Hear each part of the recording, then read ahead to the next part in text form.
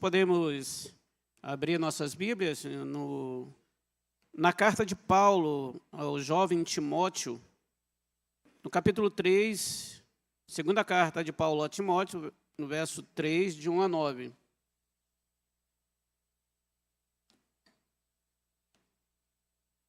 Nós queremos dar as boas-vindas a todos os irmãos que aqui estão. Queremos dar as boas-vindas às pessoas que nos visitam, às pessoas que nos assistem através dos meios de comunicação. E que Deus possa abençoar nosso dia e nosso entendimento no dia de hoje. Então vamos fazer a leitura de 2 Timóteo, capítulo 3, do verso 1 até o verso 9. Eu farei isso na versão NVI. Você pode também seguir a versão que você possuir. O que diz, o que Paulo fala a Timóteo nesse capítulo? Ele fala da impiedade dos últimos dias. Ele diz assim: saiba disso, nos últimos dias sobrevirão tempos terríveis. Os homens serão egoístas, avarentos, presunçosos, arrogantes, blasfemos, desobedientes aos pais, ingratos, ímpios, sem amor pela família, irreconciliáveis, caluniadores, sem domínio próprio, cruéis, inimigo do bem, traidores, precipitados, soberbos, mais amantes dos prazeres do que amigos de Deus, tendo aparência de piedade, mas negando o seu poder. Afaste-se desses também. São esses os que se introduzem pelas casas e conquistam mulheres instáveis, sobrecarregadas de pecados, as quais se deixam levar por toda espécie de desejos. Elas estão sempre aprendendo, mas jamais conseguem chegar ao conhecimento da verdade. Como Janes e Jambres se opuseram a Moisés, esses também resistem à verdade. A mente deles é depravada, são reprovados na fé, não irão longe, porém, como no caso daqueles, a sua insensatez se tornará evidente a todos. Vamos orar? Pai amado e Senhor, nós estamos aqui diante da Tua palavra. Algo que foi escrito, mas inspirado pelo Espírito Santo de Deus, a um jovem pastor iniciante, que tinha a responsabilidade de cuidar de muitas igrejas. E hoje, a Tua palavra, que é viva e eficaz, é dinâmica, ela está nos desafiando os nossos corações, aquela mesma mensagem. E qual é, Senhor, a mensagem para os nossos corações? O que o Senhor quer que a igreja base ouça?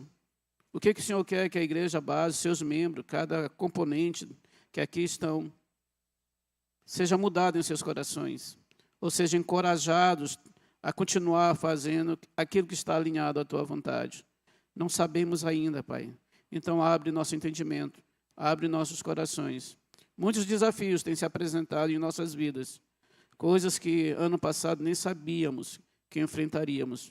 Então, Pai amado, fale aos nossos corações. Estamos prontos a Te ouvir. Mantém nossa mente concentrada na Tua palavra. Tira qualquer distração, Senhor, do nosso coração e da nossa mente, para que ouçamos apenas as palavras do Espírito Santo de Deus. Te pedimos isso em nome do Senhor Jesus. Amém. Há 13 anos, no dia 13 de setembro de 1987, ocorreu no Brasil o que nós chamamos de maior incidente, né, de um vazamento de um material radioativo, o Césio 137, na cidade de Goiânia. Muitos mais antigos aqui acompanharam na televisão esses acontecimentos. O que ocorreu?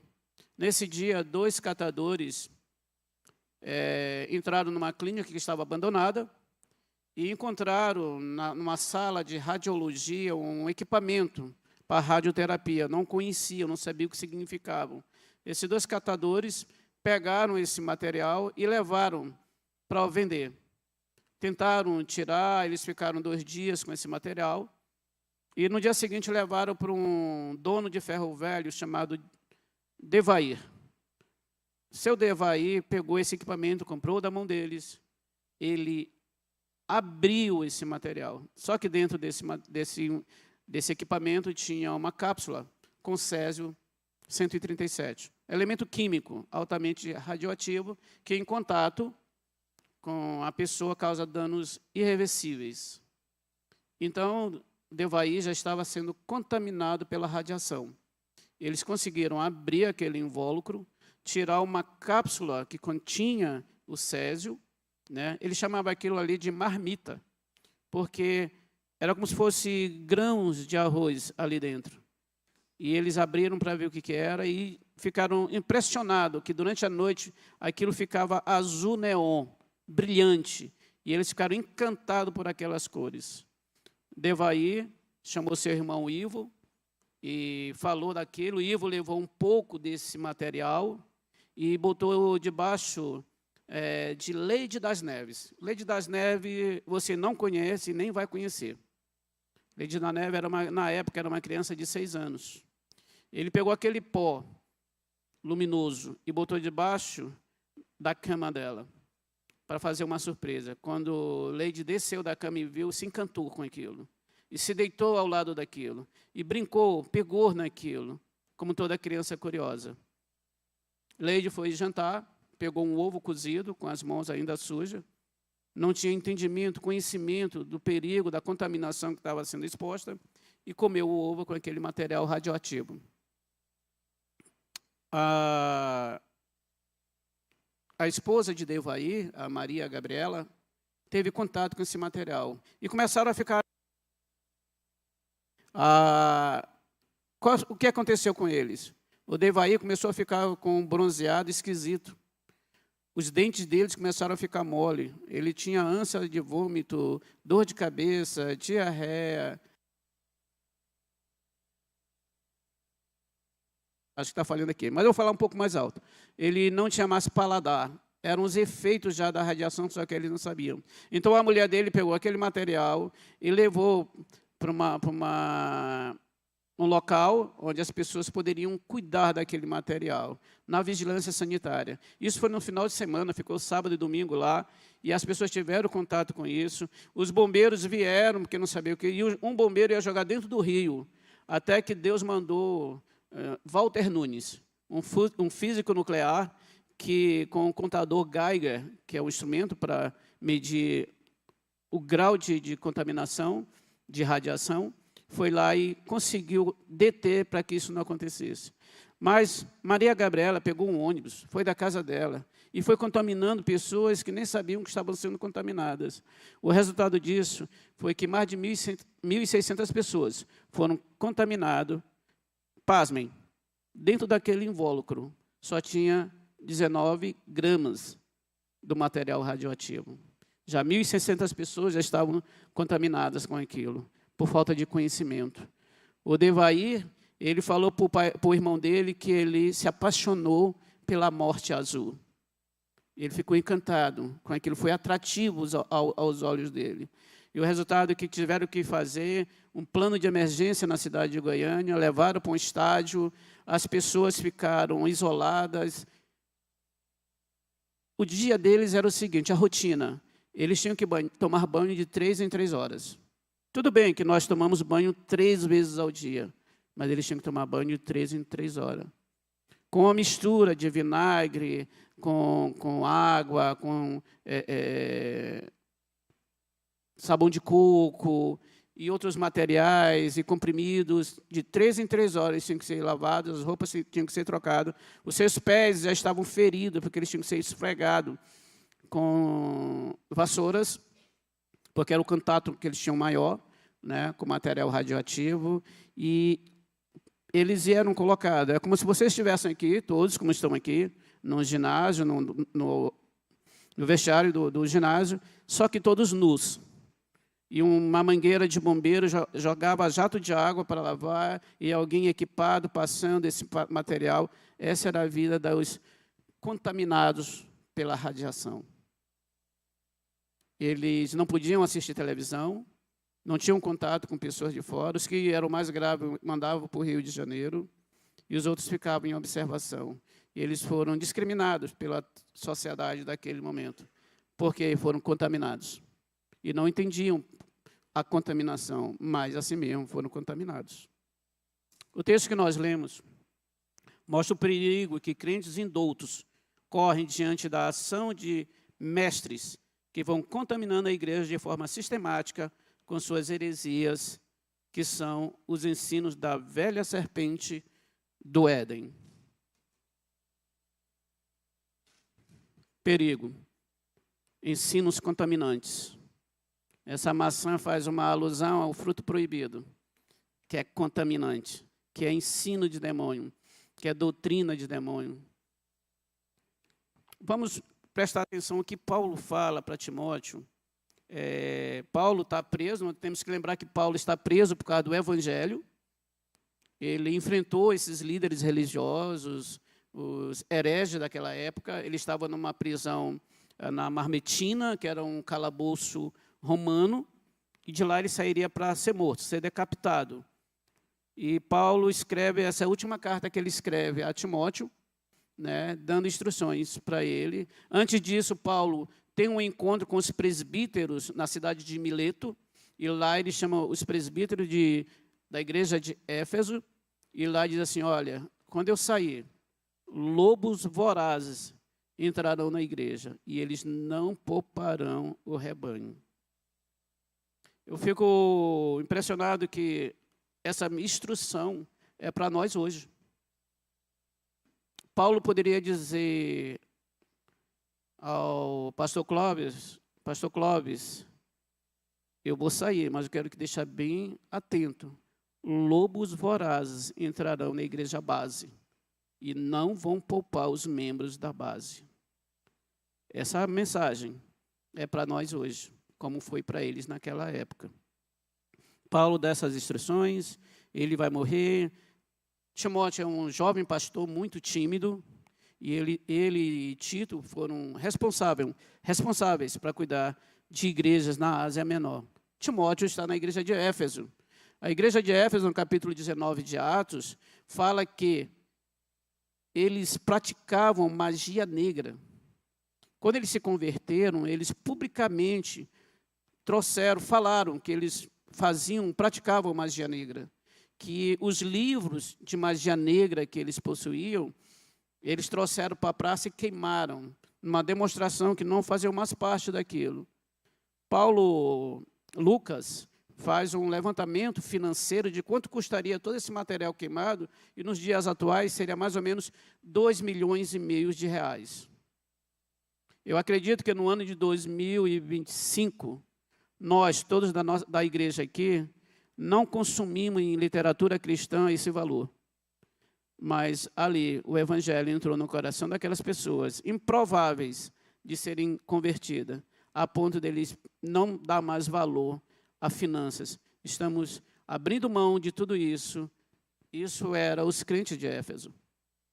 Mas Paulo está alertando que eu tenho que cuidar do rebanho, porque lobos vorazes vão adentrar no meio da igreja e não serão delicados com o rebanho. Então, nós estamos em perigo de ensinos contaminantes. Nestes últimos dias, viveremos tempos perigosos. Olha o que diz o versículo 1 do capítulo 3, que diz assim: saiba disso, nos últimos dias sobrevirão tempos terríveis. Esse tempos terríveis é da palavra grega eschatos, que é de onde nós conhecemos a palavra escatologia. Esse tempo que Paulo está falando para Timóteo, não está dizendo necessariamente que, olha, Timóteo, eu estou preso, você fica aí, daqui a alguns anos chegarão tempos terríveis. Não. O que ele está dizendo para Timóteo é, esse tempo que nós vivemos, Timóteo, eu e você, aqui em Éfeso, eu em Roma e você em Éfeso, na Ásia Menor, são tempos terríveis, são tempos perigosos. E esses tempos terríveis, esses tempos perigosos, eles continuarão.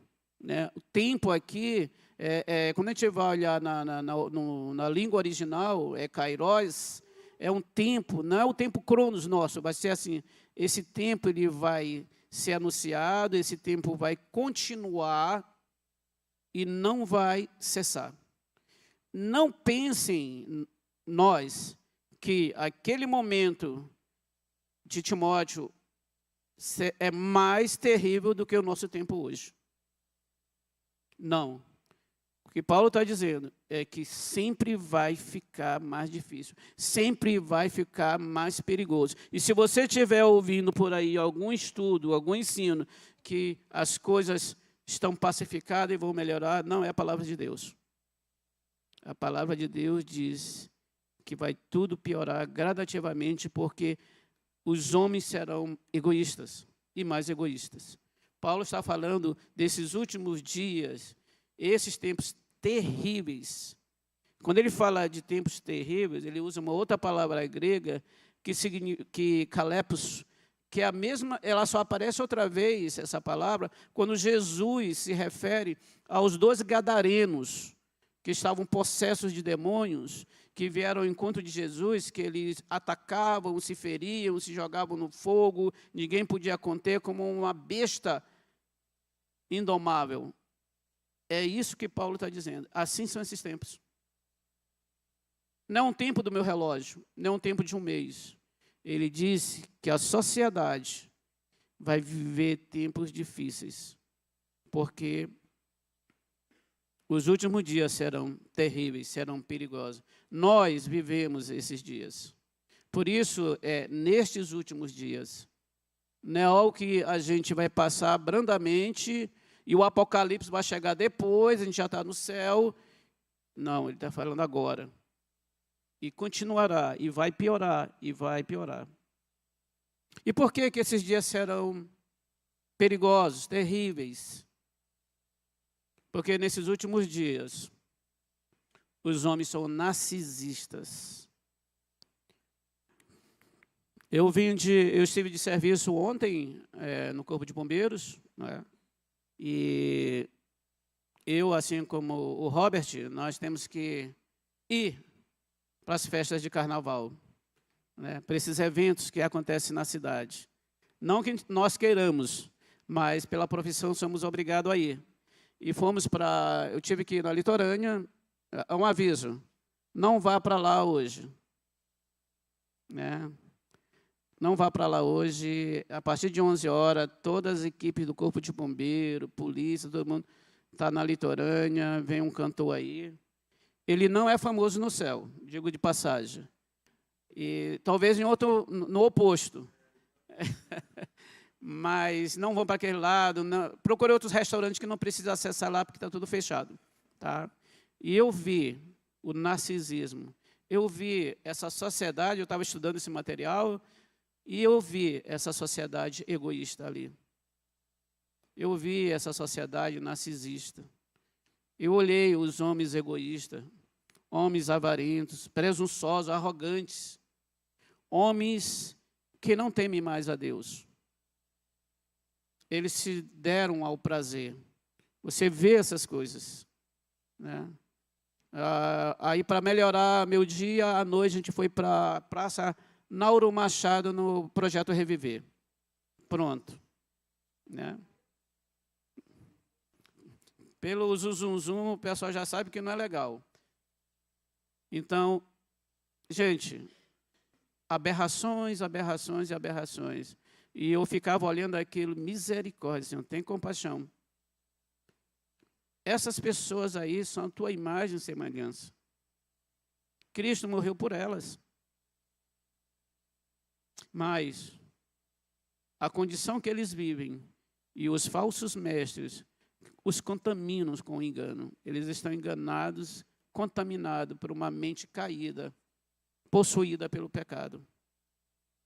Então, quando Paulo fala o motivo desses tempos serem terríveis, é porque os homens serão narcisistas. A palavra egoísta que aparece na sua Bíblia, ela vem de 2 palavras gregas que se chama filautos.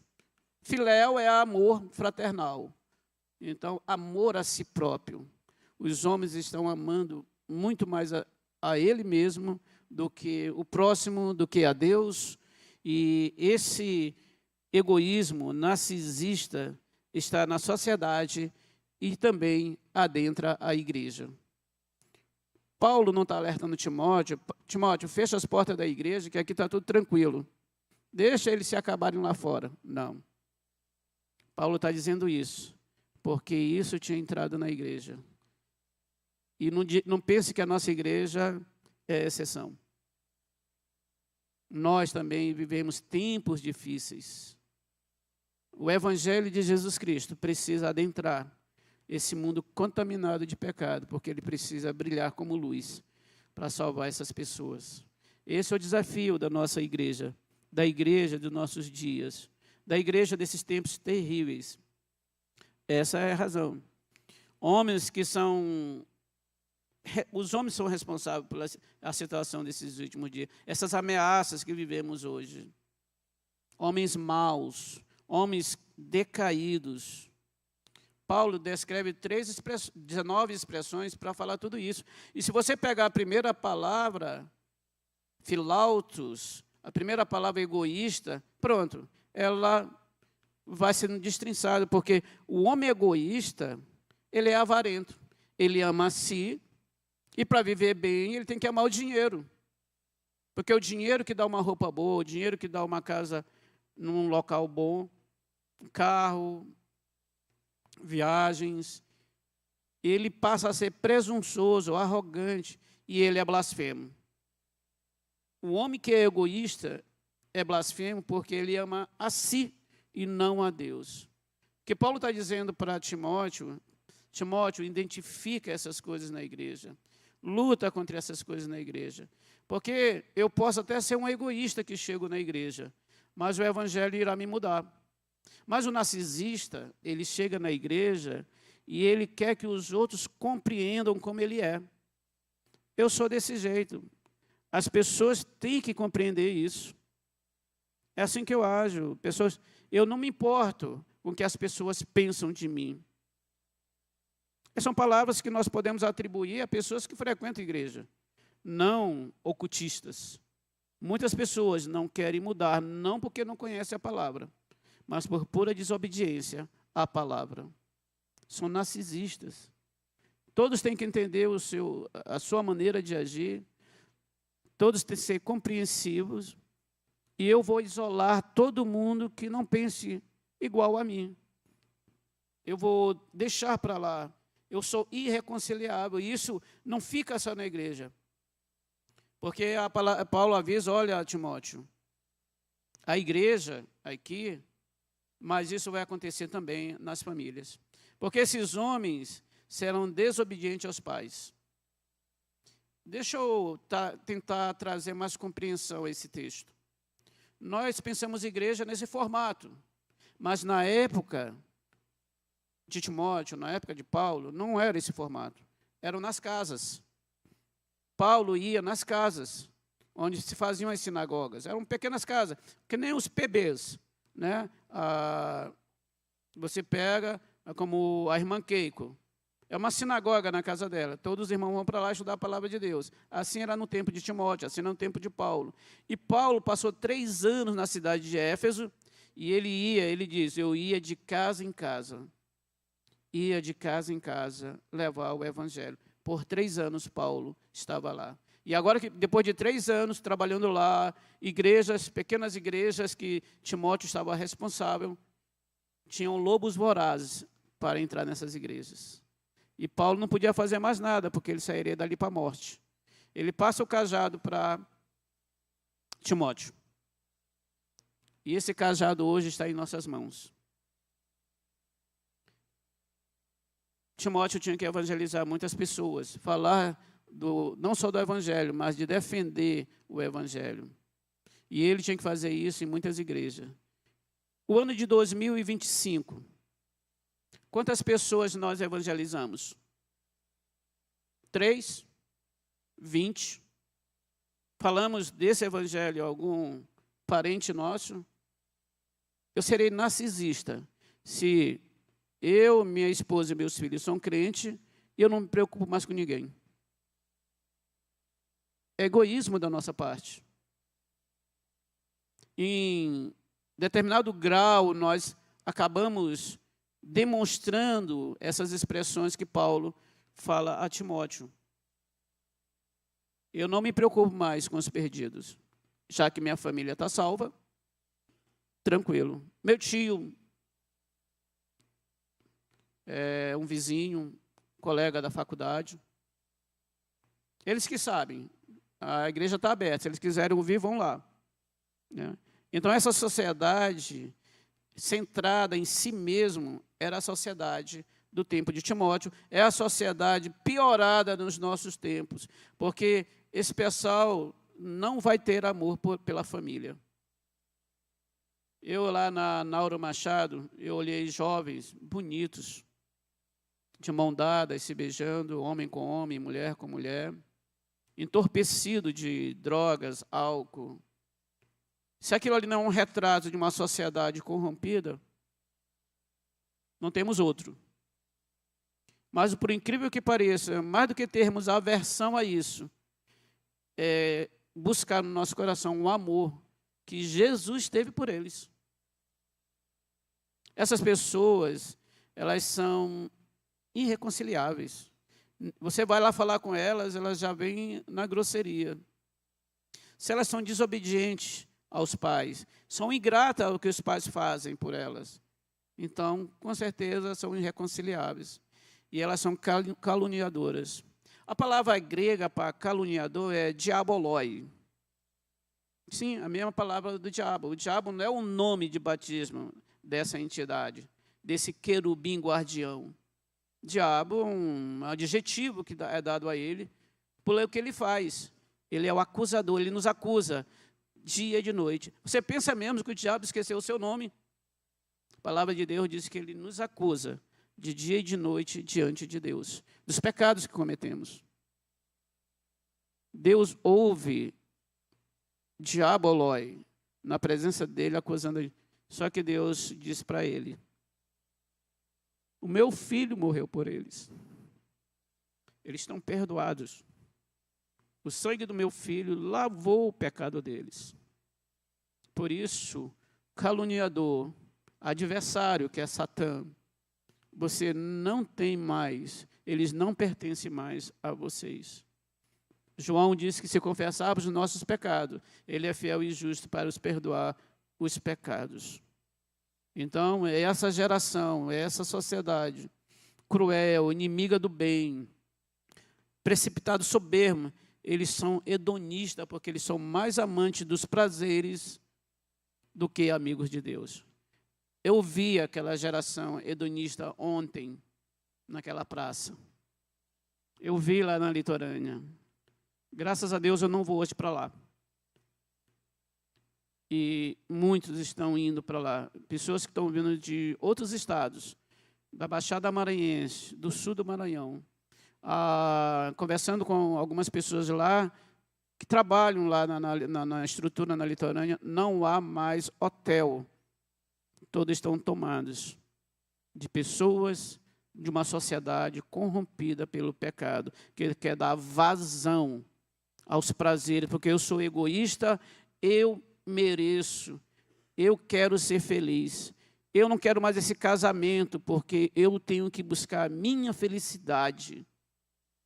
Uma sociedade hedonista, uma sociedade egoísta, uma sociedade filautos, que se ama acima de todas as coisas. Então, Paulo faz essa lista negativa de como é essa sociedade, essa geração. E Paulo avisa para Timóteo: Timóteo, nesses últimos dias, falsos mestres entrarão no meio de vocês e vão aparentar piedade. Olha o que diz lá no verso 5. Tendo aparência de piedade, mas negando o seu poder. Afaste desses também. O problema talvez seja no nosso entendimento o que é piedade. Quando ele fala tem aparência de piedade, sim, mas o que é piedade? É dor de alguma pessoa? Pena de alguma pessoa? Não. O que ele está falando aqui do mistério da piedade é outra coisa. E para a gente entender o que é piedade, nós precisamos deixar que Paulo explique o que é piedade. Na sua Bíblia, volte lá para 1 Timóteo, no capítulo 3 também, 3,16.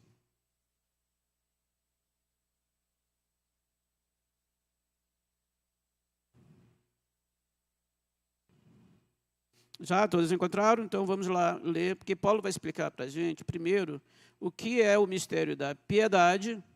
E piedade no grego é eusebia, é reverência, respeito, mas ali vai muito além disso, não somente isso. Paulo diz o seguinte, 3,16. Não há dúvida que é grande o mistério da piedade. Aí ele explica. Deus foi manifesto em corpo, justificado no Espírito, visto pelos anjos, pregado entre as nações, crido no mundo, recebido em glória. Mas, dando mais luz a essa passagem, ele está dizendo o seguinte, o mistério da piedade é o Cristo revelado a nós. É a manifestação de Deus em carne, para que ele pudesse salvar da condenação do pecado aqueles que crescem com fé no seu sacrifício substitutivo. E em resposta a essa graça merecida, nós homens o reverenciamos.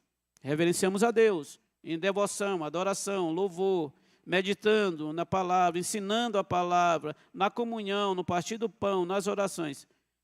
São as práticas espirituais. É viver as verdades da vida de Cristo. Piedade, essa palavra eusebia, ela foi revelação. Por quê? Porque quando Paulo diz, Deus foi manifestado no corpo, Deus se torna aquilo que está abaixo de onde ele estava. Ele se transforma em um de nós. É o que João diz, e o verbo se fez carne e habitou entre nós. Não somente isso, mas também ele diz, justificado no Espírito. Jesus nasceu, se tornou um de nós, teve seu ministério, foi morto na cruz, foi sepultado, mas ele foi ressuscitado pelo Espírito, porque o seu sacrifício foi aceito na presença de Deus. E qual era o objetivo do sacrifício de Cristo? Morrer em nosso lugar. Uma morte expiatória, uma morte substitutiva.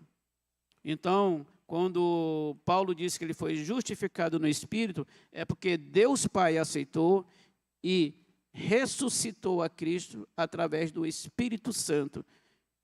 Esse mesmo Espírito Santo, Paulo diz, que nos ressuscitará no último dia. Nós veremos ao Senhor em outro corpo, um corpo purificado, um corpo que não carrega mais pecado, um corpo que não é mais corrompido, mas é incorruptível. Não é só que ele não esteja corrompido, ele não será mais corrompido dali para frente, porque o Espírito que justificou, que ressuscitou a Cristo, é o Espírito que vai nos ressuscitar. E Paulo continua e disse, visto pelos anjos. Aí fica uma pergunta, os anjos já estavam com Cristo no céu, com Deus? Eles viram agora? Não. O que ele está dizendo aqui é que lá no Jardim do Éden, quando o homem caiu, pecou, foi afastado de Deus, Deus providenciou o proto-evangelho, que é o descendente, ou descendente daquela mulher, que viria no futuro, iria nos resgatar. Ele ia esmagar a cabeça da serpente e nos resgatar. Só que os anjos santos do Senhor não sabiam até então como isso se daria. A palavra de Deus diz que os anjos foram gradativamente entendendo, assim como nós fomos gradativamente ou progressivamente entendendo o plano de revelação de Deus. Deus, todos pecaram, Deus escolhe um povo através de Abraão, tem um sucessor até Davi, de Davi vem a Jesus, Jesus nasce. Até então, nós somos privilegiados porque já olhamos a Bíblia e toda essa história, mas os profetas não viram Jesus nascendo. Os profetas nem viram que outros profetas à frente deles profetizaram algo semelhante. Os anjos viram o Deus eterno como um Deus menino. A primeira vez. Eles estavam lá. Por isso que eles são testemunhas. Por isso que eles viram. Porque eles anunciaram aos pastores: glória a Deus nas alturas. Porque nasceu o Salvador. Foi a primeira vez que os anjos viram, testemunharam um Deus menino. Os anjos estavam lá no deserto, quando ele foi tentado. Os anjos estavam com ele no jardim do Getsêmani, para consolá-lo. Os anjos estavam sentados em cima da pedra que foi retirada. Para quê? Para que os homens entrassem, porque o Salvador já tinha saído. Os anjos passaram a ver isso naquele momento. Eles não sabiam como aconteceria. Se você olhar lá em 1 Pedro 1, de 10 a 12, eu vou ler para você, não precisa abrir agora. Olha que Pedro diz à igreja sobre a salvação. Foi a respeito dessa salvação que os profetas indagaram e investigaram. Eles profetizaram, sim, a respeito da graça destinada a vocês, quer dizer, vocês aqui da base, investigando qual a ocasião ou quais as circunstâncias oportunas que eram indicadas pelo Espírito de Cristo, que neles estavam. Ao predizer o sofrimento de Cristo, teria de suportar, ao predizer os sofrimentos que Cristo teria de suportar e as glórias que viriam depois desse sofrimento. A eles foi revelado que, não para eles mesmos, mas para nós hoje, ministravam as coisas que agora foram anunciadas a vocês, por aqueles que, pelo Espírito Santo, enviado do céu, lhes pregaram o Evangelho. Os anjos não conheciam o Evangelho de Cristo. Os anjos santos, os anjos perdidos, os homens, a humanidade não sabia como essa coisa ia terminar. E olha mais, continuando. Coisas essas, o Evangelho, que está aqui na Bíblia. Coisas essas que anjos anelam prescrutar. Em outras traduções diz, coisas essas que anjos desejam contemplar, entender. Os anjos até aquele momento não sabiam como ia dar. E hoje, eu e você, temos todo o Evangelho, que nós chamamos de Bíblia, a palavra do Deus Altíssimo, em nossas mãos. E um dia, essa palavra entrou como um raio no nosso coração. E nós, que éramos egoístas, narcisistas, pecadores, fomos transformados. E hoje nós temos o direito de ser chamados filhos de Deus, do Deus Altíssimo. E Paulo continua a falar para Timóteo que foi pregado entre as nações e crido no mundo. As primeiras civilizações que chegaram à Terra, eles não conheciam a Deus, ainda que tivesse uma inclinação para a adoração. Então, os sírios, os egípcios,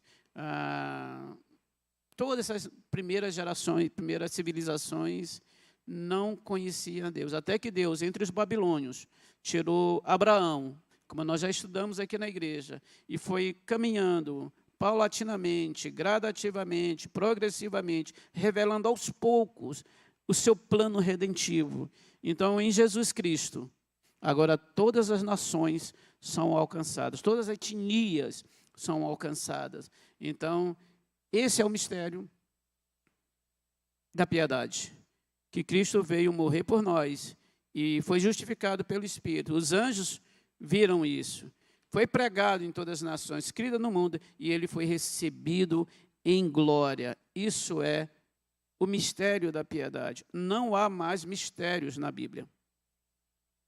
Alguém pode querer falar com você em mistério, mas a Bíblia já foi revelada. A Bíblia, a palavra de Deus, é a revelação de Deus. Por isso que o livro de Apocalipse, a sua tradução original é revelação. Lembram quando João chorava? Porque não havia ninguém no céu, na terra, ou abaixo da terra, que pudesse desatar os seus 7 selos? Não, ninguém podia mesmo. Mas o Filho de Deus pôde. E ele revelou o que aconteceria daqueles dias em diante. nesses últimos dias. E se você acha que o livro de Apocalipse é um livro de terror, um livro de medo, não. É um livro de grande esperança. Sabe por que é um livro de grande esperança? É porque ali, aquela revelação que veio a nós, diz que o Rei dos Reis, um dia, nos levará para morar com Ele. Por toda a eternidade. Nós não sabemos o que é eternidade, mas teremos a oportunidade de conhecer. Mas Paulo também continua falando que esses, lá no capítulo 3, que têm aparência de piedade, é que eles parecem que acreditam nessas verdades. Mas eles introduzem dentro das casas para falar mentira, eles distorcem a palavra de Deus.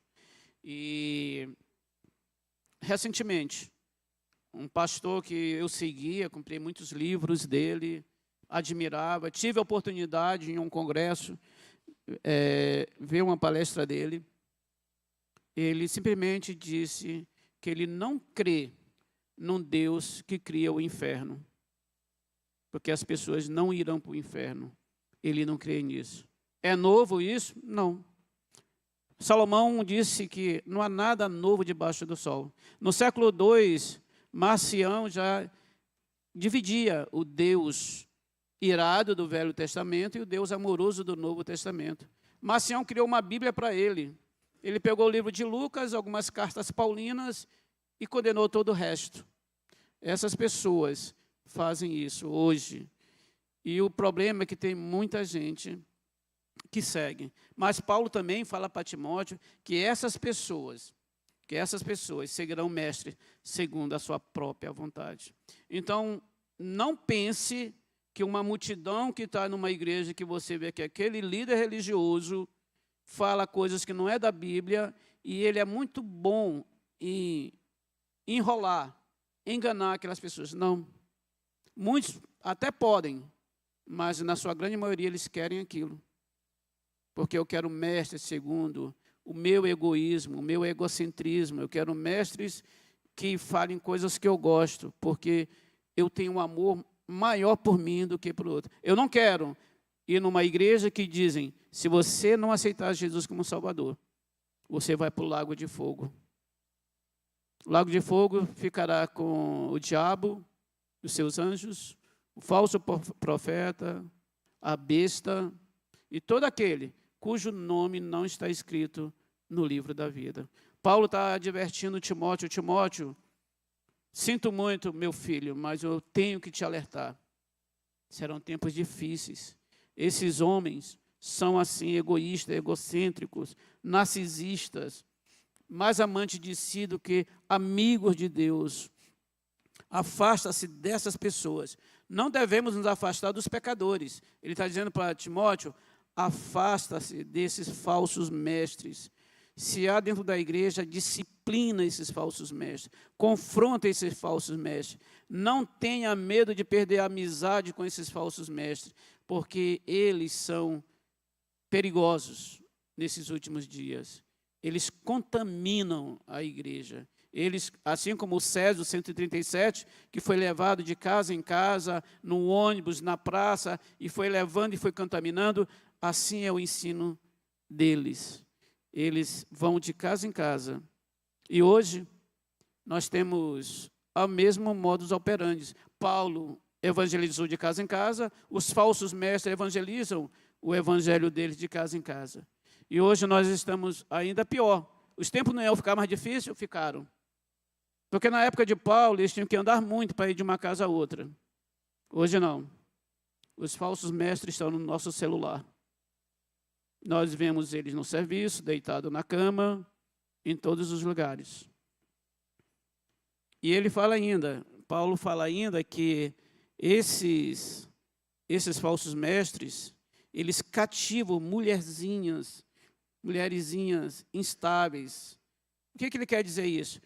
Na cultura, naquele momento, não é que as mulheres não entendam, mas naquele momento da história, naquela cultura, as mulheres não iam para a área de ensino nas sinagogas. Só os homens pertenciam a aprender e a ensinar.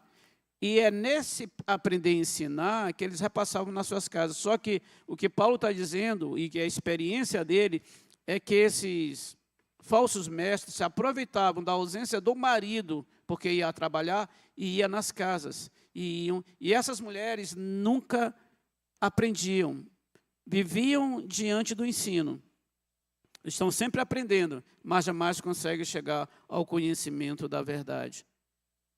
O que ele está usando aqui, que Paulo está usando aqui para a gente nos dias de hoje, é que pessoas que vivem na igreja, expostas a tanto ensinamento, mas não há mudança na vida deles. Eles não aprendem.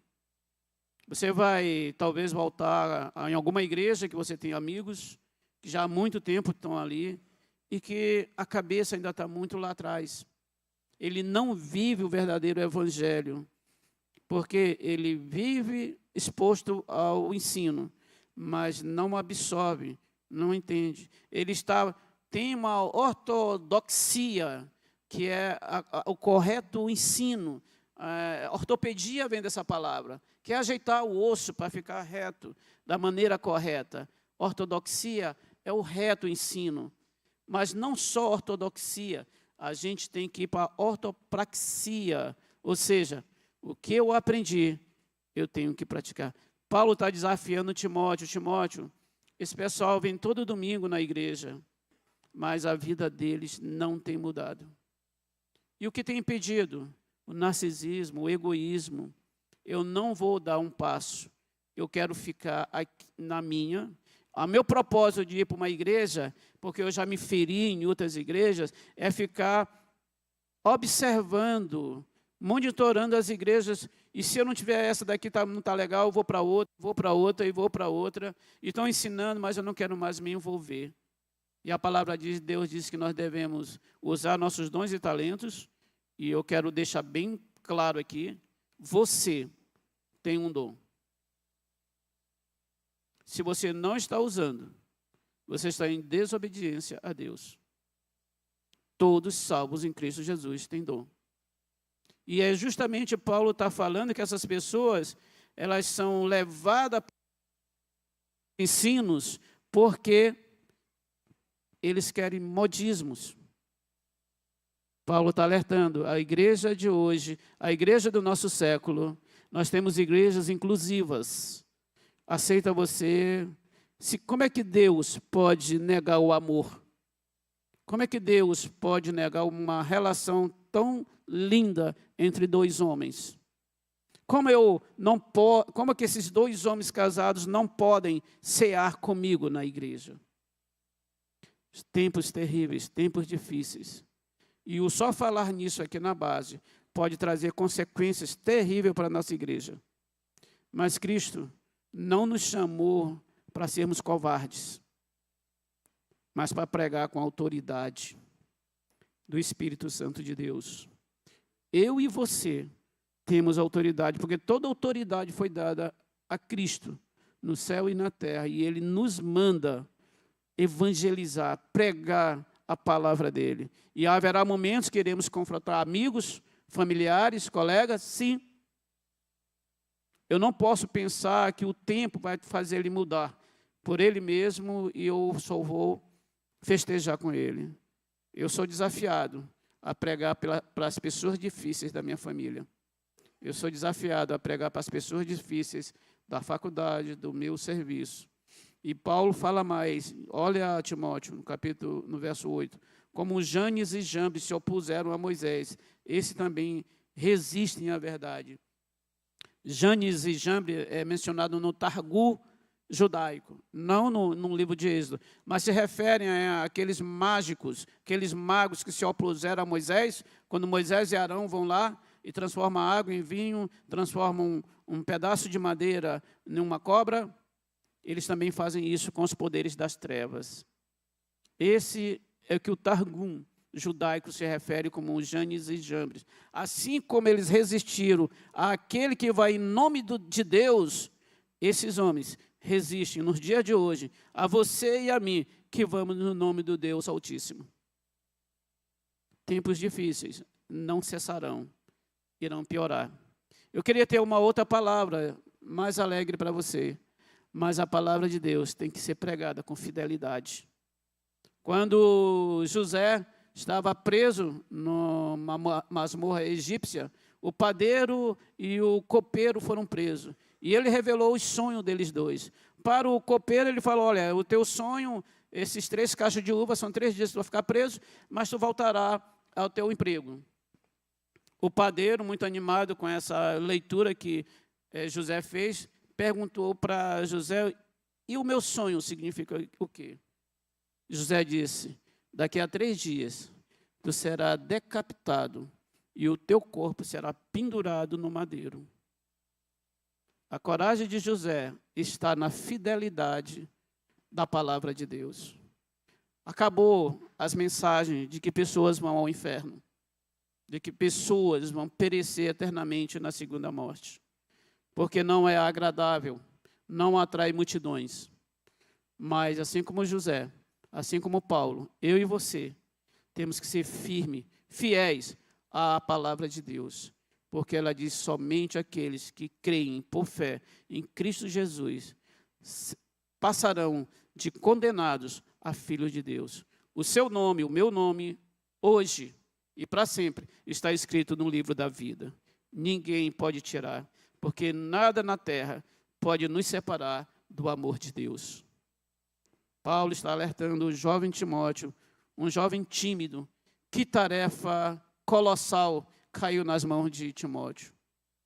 Mas Paulo quer dizer para Timóteo, Timóteo, a força não é sua. A força é minha, é de Deus.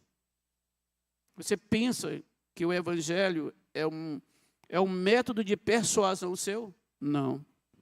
O evangelho é o poder de Deus. Não havia ninguém, você pode pensar, não havia ninguém pior do que eu. E o evangelho me alcançou. O evangelho alcança aquelas pessoas na litorânea. O evangelho alcança lá na Nauro Machado. E alcança as pessoas mais terríveis do mundo. Porque o evangelho é o poder de Deus. E Paulo dá alguns conselhos a Timóteo durante todas as 2 cartas. E ele diz esses conselhos, eu trago como inspiração para nós, como igreja, que diz, lá no 1 Timóteo 4,12, que diz, ninguém despreza a tua mocidade, pelo contrário, torna-te padrão dos fiéis na palavra, no procedimento, no amor, na fé e na pureza.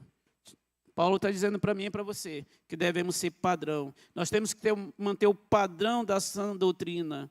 Nós temos que nos fortalecer. Jesus. Nós temos que procurar apresentar provado como obreiros que não têm do que se envergonhar, que maneja bem a palavra da verdade. E Paulo também, no mesmo capítulo de 2 Timóteo 3, no verso 16, você pode passar aí, né, no mesmo capítulo, que diz, toda a escritura é inspirada por Deus, ela é útil para o ensino, para a repreensão, para a correção, para a instrução na justiça, para que os membros da base, que são homens e mulheres de Deus, sejam aptos e plenamente preparados para toda boa obra. Esses são os conselhos de Paulo.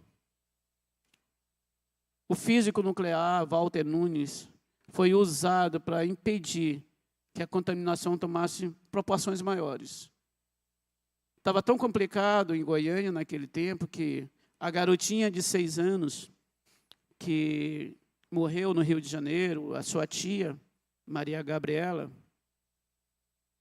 que era esposa de Valdeir, elas foram colocadas em caixões de madeira e dentro de um caixão de chumbo, para que fossem enterradas no cemitério da cidade. Mas houve uma grande manifestação, violenta manifestação, porque as pessoas não queriam que elas fossem enterradas no cemitério da cidade, para não contaminar os corpos que ali estavam e não contaminar as pessoas que iriam. Então, houve uma manifestação violenta, que as pessoas quebravam cruzes de cimento e jogavam nos caixões das pessoas que estavam levando pedra. A polícia teve que intervir. Elas, porque não queriam, porque eles não conheciam exatamente o que acontecia. Mas o físico nuclear, Walter Nunes, conseguiu reestruturar fazer um sistema de comandos integrados, uma sala de situação para trabalhar aquilo. 4 pessoas imediatamente foram mortas pela radiação. Devaí não morreu da radiação, nem aqueles 2 primeiros catadores. Mas 2 funcionários de Devaí, que estavam na oficina, também morreram e foram enterrados. Devaí se tornou alcoólatra. Devaí morreu de desgosto. As pessoas tiveram câncer. A coisa foi tão trágica que mulheres e homens daquelas famílias fizeram operações em seu corpo para não gerar filhos, com medo de passar a contaminação para lá. A palavra de Deus diz que nós nascemos em pecados. Nós estamos mortos em delito e pecado. Cristo veio. Isso é a piedade. Esse é o mistério da piedade. Cristo veio para nos salvar. Ele veio do seu céu, ele não tinha nenhum motivo para fazer isso. Mas ele resolveu amar você. Por isso ele veio. Por isso ele morreu. E Deus, o Espírito Santo, o ressuscitou, porque aceitaram esse sacrifício dele. Eu e você hoje somos filhos de Deus, porque Cristo veio. E esses últimos dias, ele compreende que é da primeira vinda de Jesus a sua segunda vinda. Nós estamos muito mais perto da segunda vinda de Jesus do que Paulo, do que Timóteo. Ele virá. Um dia a palavra de Deus diz que o céu abrirá e ele virá. Ressoar da última trombeta. Os nossos queridos e amados parentes que morreram em Cristo Jesus, eles serão ressuscitados, transformados. E nós depois seremos transformados e teremos um encontro com o Cristo ressurreto, o Filho do Deus Altíssimo, para todo sempre. Apocalipse é um livro de esperança. É um livro que me diz que no final nós teremos a vitória em Cristo Jesus. Para concluir, eu quero dizer, a piedade é o antídoto para uma sociedade,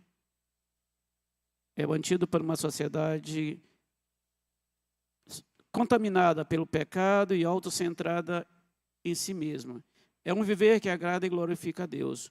Nosso conhecimento bíblico deve nos fazer agir como cidadão do reino de Deus. A descontaminação do pecado dos nossos últimos dias só é possível com uma vida fidedigna ao Evangelho da salvação que alcance os outros. Em resumo, nós temos a grande tarefa de evangelizar as pessoas. Não é uma sugestão de Jesus Cristo, é uma ordem. E nossa igreja precisa obedecer. Não podemos ser egoístas de não querer levar essa verdade a outras pessoas. Paulo alertou Timóteo desse veneno, dessa contaminação da heresia. Mas nós, como igreja de Cristo Jesus, nós, igreja base, nós temos o antídoto para esse veneno, para essa contaminação. O Evangelho de Jesus Cristo, que temos em nossas mãos, é o antídoto para salvar os pecadores, dos quais nós já fomos salvos. Que Deus, na sua infinita graça e misericórdia, possa abençoar a sua palavra em nossos corações. Vamos orar?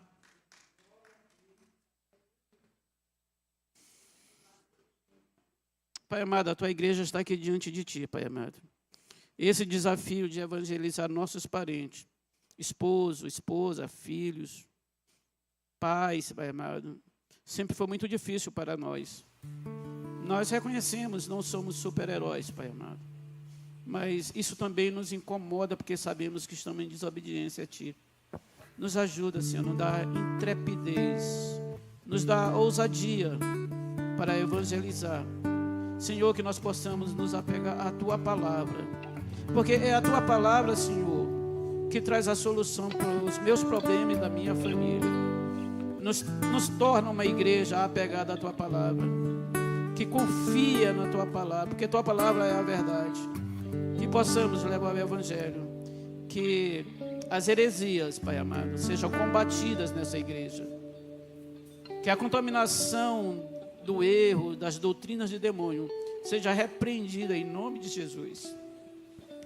pois nós queremos te servir. E queremos, Senhor, sabemos que Tu é a própria palavra, Tu é o verbo de Deus. Estamos apegados, queremos que o nosso coração esteja apegado à Tua palavra, Senhor. Senhor, que a Tua palavra entre no coração de nossos familiares, Pai. Há muito tempo temos orado por nossos familiares, para que eles reconheçam o Teu senhorio e que Tu és Salvador, Pai. Nesse momento, Senhor, Teu Espírito Santo possa atingir o coração deles, Pai amado. E que possamos trazer os membros da nossa família para cultuar junto aqui nessa igreja. Que haja salvação nessa manhã na Tua casa, Pai amado. Nós oramos, Pai amado, a Ti. E queremos Te louvar, Senhor, com o coração rendido na Tua presença, Pai. Em nome de Jesus oramos. Amém.